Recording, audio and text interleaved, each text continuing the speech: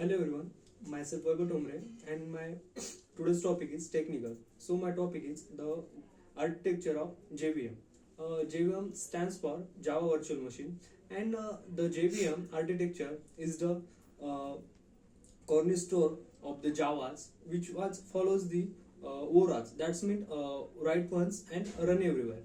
So it was responsible for running Java programs by converting the compiled bytecode into the machine code, and which was specific to the host the operating system. So let's see the some component of the JVM architecture. So there was a first, which was the class loader. In the class loader, it is responsible for loading the class file into the JVM. In the class loader, there was a Java C file was stored, which was stored in the C dot files, and it performs some operation that was loading, linking, and initialization. In the loading, it can load the dot class files, and in the linking, it verifies bytecode that was allocated memory and which was responsible for the resolve symbolic reference. And in the initialization, when the code was executed, the static block in the static initializer and the initializes the classes for the variable, and the that class loader, which was converted in the following subtype. That was first type is a bootstrap class loader. In that bootstrap class loader, it can load the core Java. It can load the class Java from the classes. For example, in that it includes just Java that long features, and some extensions class loader. In that the extension class loader, it's load the classes from Java extension directory. And the another one is application class loader. In the application class loader, it can load the classes from the application's class path. And the another one was a runtime data area. In the runtime data area, it consists of the several memory spaces which was used for the executing the program, and it include such as the method area. And the in method area, it was store a class level data like a class structure, method, constant full, and the field references. And it was shared among to the threads.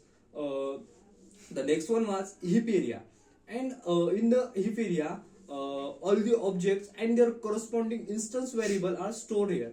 And it was after shared by the all threads. In the heap area, it was managed by the garbage collector to the free memory by removing unsaved objects. And the next one was a stack area.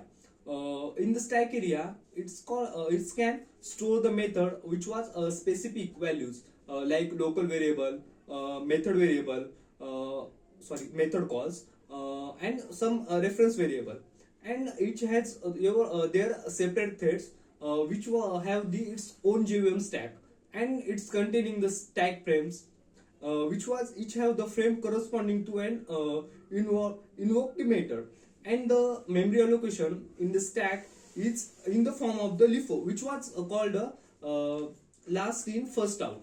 And that program counters. The next one was a PC register, and in the PC register, each thread has its own PC register, so it can hold the address of the currently executing for the instruction. And the next one was the native method stack. In the native method stack, it was used for executing native, which was a non-Java methods. It's included, for example, such a method which was written in the C or the C++. So that's how the each threads which has its own native method stack. And the execution, the last one was the execution engine. In the execution engine, it is responsible for executing the bytecode which was loaded in the JVM, and that was converted the bytecode into the machine specific instruction. So the execution engine included the interpreter and the JIT. So the interpreter that's can execute the bytecode instruction line by line, and it was slower than the JIT, and it can gives the instruction which was to the interpreter at the runtime. So the JIT is a just-in-time compiler which was fastly compiled code by it can fastly perform the code by the interpreter. So the last one was the garbage collector. So the garbage collector, it can manage the automatic memory allocation and its deallocation. So it can track the objects that are no longer in the use, and it's reclaim their memory, ensuring its efficient use of the heap. And the another one is a native method interface.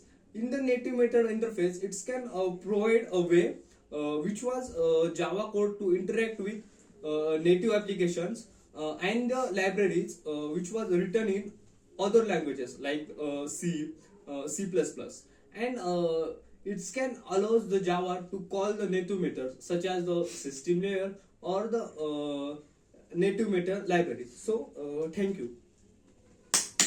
वा वा वा विषय